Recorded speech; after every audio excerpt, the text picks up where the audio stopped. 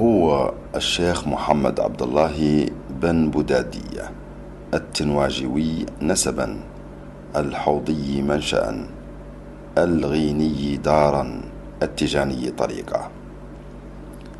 أحد أكبر المربين الصوفيين والعلماء العاملين والمناضلين الذين أقضوا مضاجع الاستعمار وعجلوا برحيله من غرب إفريقيا. ولد الشيخ محمد عبد الله والبودادية حوالي 75-800 وألف بالحوض الشرقي، وتوفي سنة 57-900 وألف في غينيا كوناكري في بلدته سجلة التي اقترن اسمها باسمه، وذلك بعد أن هاجر إلى غينيا سنة 18-900 وألف.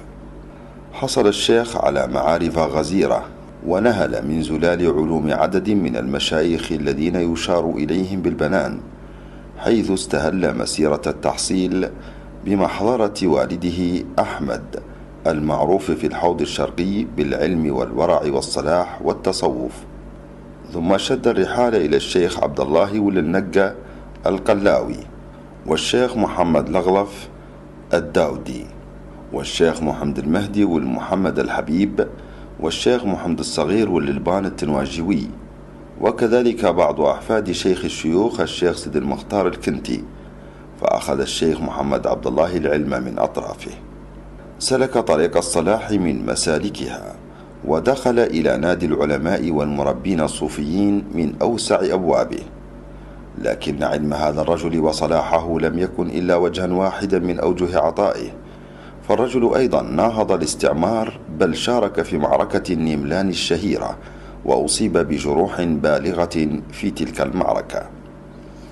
وفي بلاد المهجر وبالتحديد في قرية سجلة دخل آلاف الوثنيين الدين الإسلامي الصحيح على يد هذا الشريف الذي ملأ الدنيا وشغل الناس بعلمه ومعروفه وكرمه، حتى عد من أهم المتصوفين في غرب إفريقيا.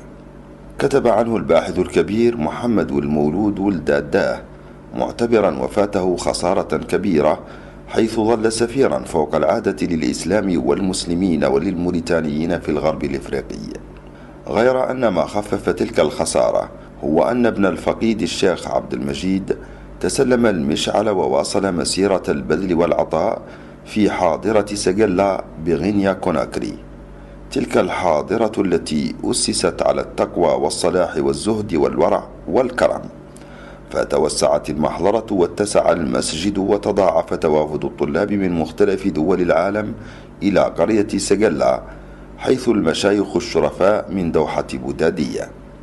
كان الصحفي المرحوم أحمد بن حميد المولود حوالي سنة 29-900 وألف، والمتوفى بتاريخ 17 نوفمبر 89-900 وألف، من المريدين المخلصين للشيخ محمد عبد الله بن بودادية، ولا يفتأ يذكره بخير.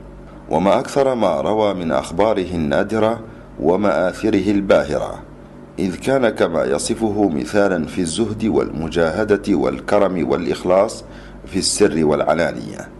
كانت حضرته ملاذا آمنا لجميع الموريتانيين الذين قادتهم الغربة إلى تلك البلاد النائية من أدغال إفريقيا، فيجدون لديه ما يفتقرون إليه من أنس وأمن واطمئنان، يؤوي ضعيفهم ويكرم ضيفهم ويداوي مريضهم ويقضي حاجاتهم ويربي منهم الأرواح والأجسام. كان للشيخ محمد عبد الله بن بودادية أو شريف سجلة كما يسمونه مكانة كبيرة عند أهل تلك البلاد لما شاهدوا من فضله وكراماته، ولكن فضله على مضيفيه المحليين كان أكبر بكثير، إذ علم المسلمين منهم مبادئ الإسلام، وأسلمت على يديه أجيال كاملة من الوثنيين.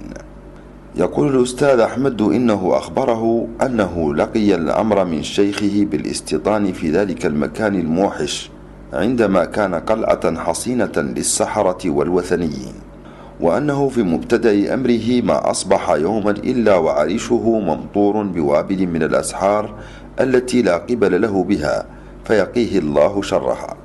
قال: وما كان للشيخ باعترافه علم بأي وفق مرسوم أو سر مكتوم أو معلوم يبطل به عمل هؤلاء إلا ما هو مأثور من صريح الآية والأسماء الحسنى وصحيح الحديث ومأثور الدعاء، وفي ذلك لعمري كفاية أي كفاية.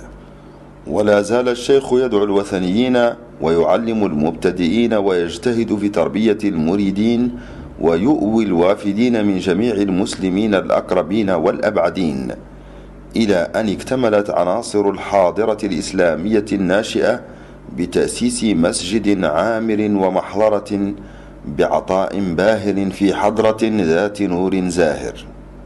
هنالك تناقل الركبان خبر الرجل وحضرته وحاضرته، فأمه الناس من كل حدب وصوب، منهم المريد والمريد يردون ويصدرون، ولكل منهم الظفر بأمنيته على وفق نيته وبقدر همته.